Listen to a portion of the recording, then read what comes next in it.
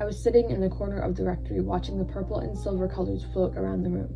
There were black pieces of paper falling all over the floor, everyone stomping all over them and smashing them into the wooden floorboards.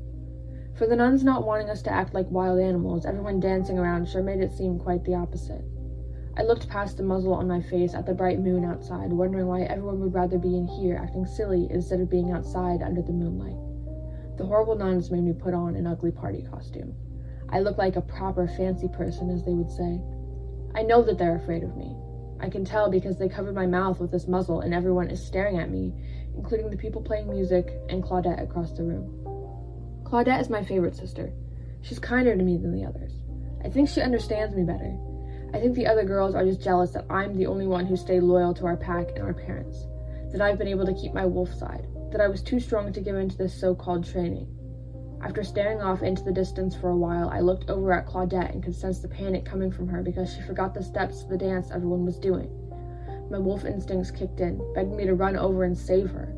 I knew I'd get in trouble. The nuns and everyone else in this room would be embarrassed by me, but the loyalty that runs through me seemed to be much stronger than my fear of the repercussions.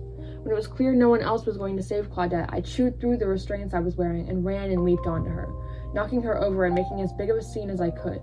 I had thought, hoped even, that just for a second, maybe she'd be grateful for my existence, that I'd be praised instead of receiving a tremendous amount of disapproval. But no.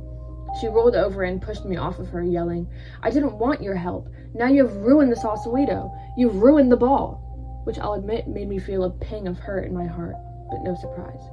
Everyone circled around me, telling me that I'd ruined the ball, saying, "Mirabella cannot adapt. Back to the woods, back to the woods." Maybe they're right. I can't adapt. I'm not sure why I've struggled so hard to become like them, but I stayed firm. Whether she wanted my help or not, I was there to protect Claudette the best I could. I didn't want her to have to face the wrath of the nuns alone. We were sisters. I thought that maybe I'd just be sent to my room as punishment, but back to the woods I went. The pack is supposed to have each other's backs. We're supposed to protect each other and be grateful, but it seems like I'm not part of their pack anymore. I'm not part of anyone's pack. Not even the nuns wanted me. I don't quite understand why. No one seemed upset that I was leaving. Claudette never even told me thank you for helping her, or goodbye. All I received was a note saying, "Best wishes," and some food. I guess that's all my rescue was worth to her. I had been escorted from the school, banished back to the woods, left to go back home as the disappointment who couldn't be like the other girls. If only I had been less stubborn. I just crossed the threshold into the forest and heard something that sounded like a howl coming from the direction of the school.